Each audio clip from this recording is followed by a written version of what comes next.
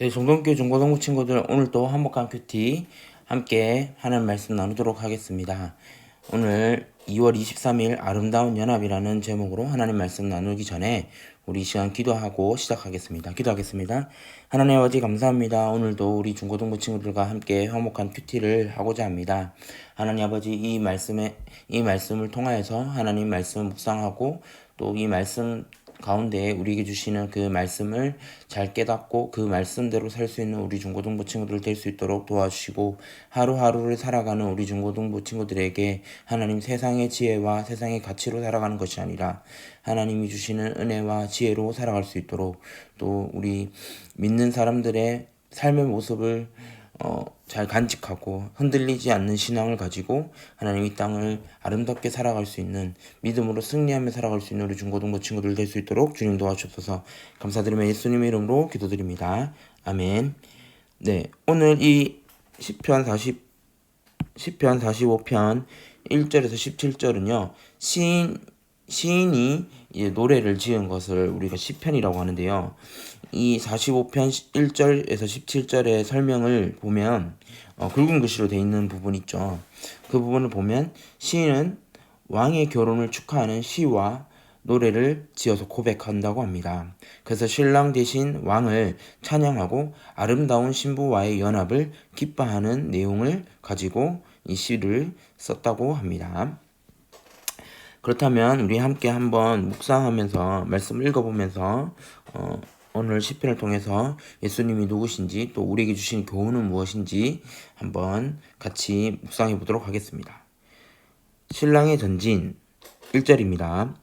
왕을 위해 시를 지으려니 내 마음속에 좋은 생각들이 넘쳐납니다.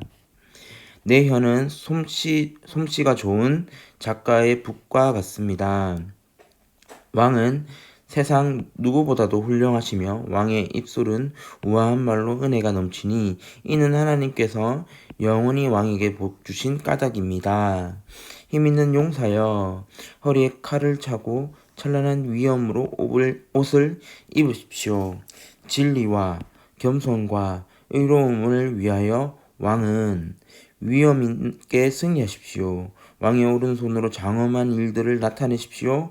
왕의 날카로운 화살이 원수의 심장을 꿰뚫을 것이며 모든 나라들이 왕 앞에 쓰러질 것입니다. 6절입니다. 오 하나님, 주의 보좌는 영원히 있을 것입니다. 주께서 정의의 지휘봉으로 주의 왕국을 다스리실 것입니다. 7절입니다. 왕은 옳은 것을 사랑하시고 못된 행위들을 미워하십니다. 그래서 하나님은 왕의 모든 친구들보다 왕을 더 높이 세우시고 기쁨의 향유를 부으셨습니다. 8절입니다. 왕이 입은 옷은 몰약과 침향과 계피 냄새로 향기롭습니다. 상아로 장식한 궁궐에서 현악기의 음악이 흘러나와 왕의 마음을 흐뭇하게 합니다.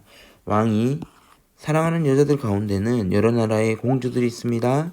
왕의 오른쪽에는 오빌의 순금으로 꾸민 왕의 신부가 있습니다. 라고 되어져 있네요. 두 번째 챕터입니다. 두 번째 챕터는 색깔 좀 다르게 하고 신부의 행진. 따님이여 내 말에 귀를 기울여 보십시오. 당신의 민족과 당신의 아버지 집은 다 잊어버리십시오. 왕께서 당신의 아름다움에 흐뭇해 하시니 그분을 공경하시오. 왜냐하면 그분은 당신의 주인이기 때문입니다. 12절입니다. 도로 사람들이 선물을 가지고 올 것입니다. 부자들이 당신의 호의를 요구할 것입니다. 13절. 왕궁에 있는 공주가 더할 나위 없이 아름답습니다. 그녀의 겉옷은 금실로 짠 것입니다. 14절. 수놓은 옷을 입은 공주가 왕께 나아갈 것입니다. 그녀의 친구들도 왕께 나아갈 것입니다. 즐거움과 기쁨으로 그들이 왕궁으로 들어갈 것입니다. 왕은 아들들을 낳아 왕의 자리를 잇게 할 것입니다. 왕은 그 자손들에게 온 땅을 다스리게 할 것입니다. 17절 마지막 절입니다. 내가 이전부터 왕에 대한 기억을 대대로 전하겠습니다. 그리하여 온 나라가 언제나 왕을 찬양하게 될 것입니다. 네, 시편의 말씀은 누가복음의 말씀과 조금 다른 부분들이 있죠. 네, 그러면 우리가 이 말씀 읽었는 걸 가지고 오늘은 전사님이 그 청소년 매일 성경에 있는 이해하기, understanding, 그 다음에 applying, 적용하기 이 부분을 같이 읽으면서 또 함께 나누겠습니다. understanding, 전사님이 읽겠습니다. 시인은 왕을 위하여 아름다운 시와 노래를 바쳤다고 합니다. 왕은요, 누구보다도 아름다운 외모를 지니셨고 하나님이 주신 우아한 말을 사용한다고 합니다. 뛰어난 군사력으로 무장하여 정의로운 세상을 만드는 일에 힘쓰고 있고 그 왕은 하나님이 세우신 왕 앞에 원수는 모두 엎드러진다라고 시인은 고백합니다. 그리고 1절에서 9절에서 보면요. 왕은 아름다운 신부를 맞이했다고 합니다. 왕을 자 여기서 중요한 거를 적겠습니다. 왕을 다윗과 신랑 대신 예수님으로 본다면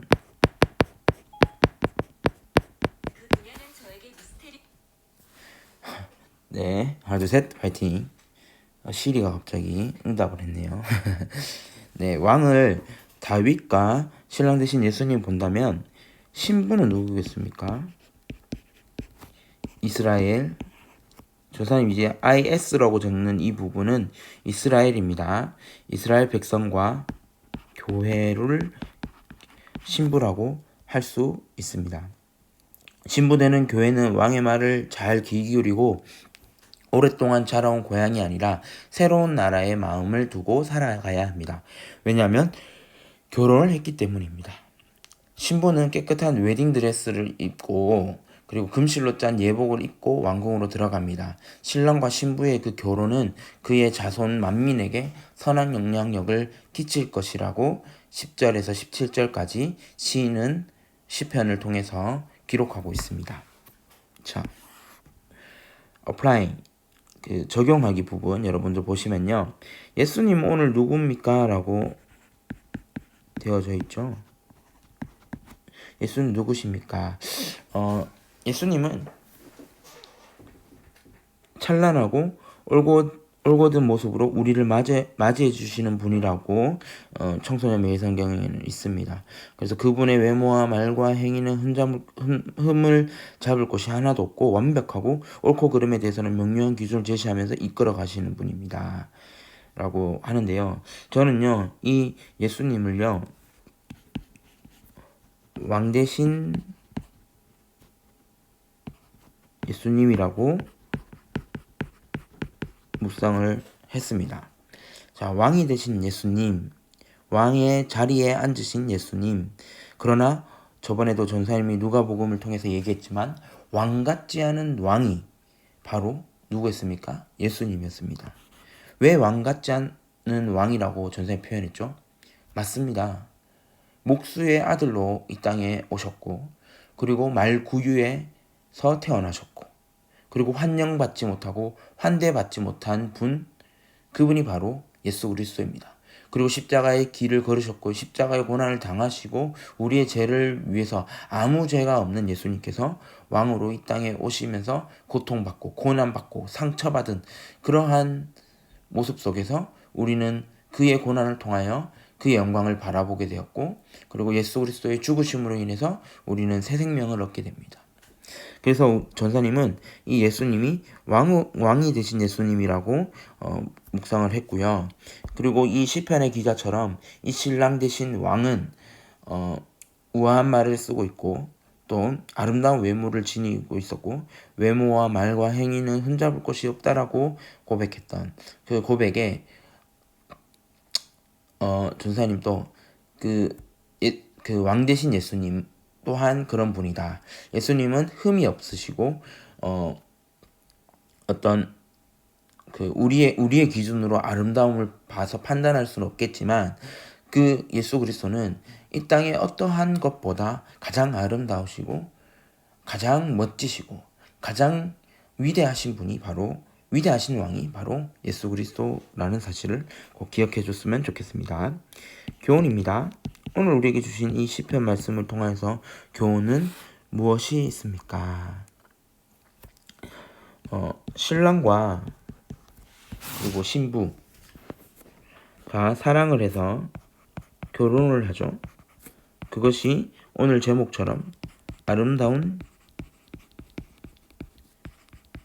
연합이 전사님 결혼이라고 생각합니다. 전사님도 결혼을 했지만 이 신랑과 신부가 결혼하면요, 그 어떠한 고난도 함께 이겨나가야 되고, 또 어떠한 일이 있어도 그 사랑 안에서 함께 그 길을 걸어가야 되는 것이 결혼하는 사람들의 어떤 책임이고, 또 그 사람들의 삶의 모습입니다. 신랑이 우리가 아까 얘기했던 먼저는 뭐 다윗이 될 수 있고요. 그러나 넓은 포괄적인 의미로는 왕 대신 예수님일 수 있죠. 그리고 이 신부는 그 당시에는 이스라엘 백성이었겠지만 지금으로 따지면은 우리가 되겠죠. 내가 되겠죠. 내라고 표현하지 말고 나라고 하겠습니다. 우리, 나, 그리고 교회가 된다면 예수님과 우리가 사랑으로 하나 되어서 아름다운 연합을 이루어 나가야 되지 않겠습니까? 예수님과 교회가 함께 사랑으로 하나로 연합되어서 하나된 모습으로 마치 인간들이 결혼 생활을 하는 것처럼 우리 예수 그리스도와 교회가 주 안에서의 하나의 그 사랑 안에서 우리가 아름다운 일들을 감당하며 고난과 고통 가운데서도 흔들리지 않고 그 결혼을 깨는 것이 아니라 그 결혼을 잘 유지하면서 살아가야 되지 않겠습니까? 오늘 이 시편의 말씀은 아름다운 연합, 왕과 신부의 어떤 결혼식에 대한 그 찬양이었죠. 우리가 이 땅에서 하나님과 하나님을 믿는 그리스도인의 백성으로 그리스도의 자녀로 우리가 살아갈 때 우리는 하나님의 자녀니까 그냥 무조건 받고만 살아야 돼, 은혜를 받고만 살아야 돼 라고 생각하지 마시고, 오늘의 이 말씀의 그 묵상의 결과처럼 우리가 신랑 되신 예수님, 그리고 신부 되신 나, 그리고 우리 교회가 아름다운 연합으로 사랑 안에서 힘든 고난도 이겨내고 또 행복한 일들을 잘 감당하며 이 땅에서 정말 아름다운 공동체가 되었으면 좋겠습니다. 아름다운 연합을 하는 교회, 또 아름다운 연합을 하는 나와 예수님의 관계가 잘 이루어지는 우리 중고등부 친구들 되기를 간절히 소망합니다. 오늘 이 시편의 그 시인이 고백했던 찬양의 고백처럼 우리도 이 땅에서 살아갈 때 신부의 모습으로 살아가기를 원합니다. 자, 여기 보십시오. 전사님은 이 부분을 10절하고 11절 말씀을 좀 다시 한번 더 새겨보고 끝내고 싶은데요. 따님이여 내 말에 귀를 기울여 보십시오 라고 얘기하면서 시인이 뭐라고 했냐면 당신의 민족과 당신의 아버지 집을 다 잊어버리라고 얘기했습니다. 이제 결혼을 한 사람은요, 이전 것은 잊어버리고 그 신랑 되시는 그 왕에게 결혼을 했다면 왕께서 당신의 아름다움에 흐뭇해 하시며 그분을 공경하라는 그 말을 우린 잘 기억해야 됩니다. 우리에게 그 왕 되신 분이 누굽니까? 예수 그리스도죠. 예수 그리스도를 공경하는 거죠. 예수님의 말씀에 우리가 잘 따르며 순종하며 살아가야 된다는 거죠. 왜냐하면 그분은 당신의 주인이기 때문입니다. 그 당시에는요, 신랑은 신부의 주인이었다라고 생각하는 문화가 있었습니다.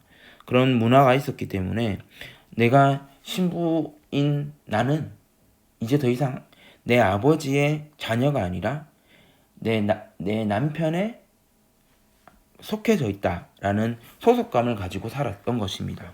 여러분, 우리도 우리 중고등부 친구들도 예수 그리스도 안에서 이제 아름다운 연합을 했고 또 그렇게 살아가기를 결단하는 우리들은 먼저는 예수 그리스도를 공경하며 그리고 예수 그리스도를 우리의 주인으로 생각하며 살아가야 합니다. 소속감을 가지고 살아가는 것, 그것이 가장 중요한 오늘 우리에게 주시는 교훈이라고 저는 생각합니다. 그래서 그냥 말로만 결혼하니까 끝이 아니라 그 결혼한 그 이후의 삶을 우리가 잘 바라보고 있지 않습니까? 남자와 여자가 결혼했을 때 어떻게 살아야 행복한지 잘 알고 있지 않습니까? 그래서 우리가 신랑 되신 왕 예수 그리스도를 신부인 우리가 아름다운 연합을 가진 우리가 소속감을 가지고 나의 삶의 주인 되시는 그 왕 되신 예수 그리스도를 잘 따르며 살아가는 우리 중고등부 친구들 되면 참 좋겠습니다. 기도하겠습니다. 하나님 아버지 감사합니다. 오늘도 우리에게 시편 말씀을 통하여서 말씀해 주신 하나님 감사합니다. 하나님 아버지 우리가 아름다운 연합을 이루어 나갈 수 있는 공동체 되게 하여 주시옵소서. 특별히 우리 교회가 아름다운 연합이 되게 하시고 또 예수 그리스도의 사랑 안에서 우리가 깨어지지 않고 그 사랑 가운데서 마음껏 행복함을 누리며 살아가는 그런 아름다운 하나님의 공동체 될 수 있도록 도와주옵소서.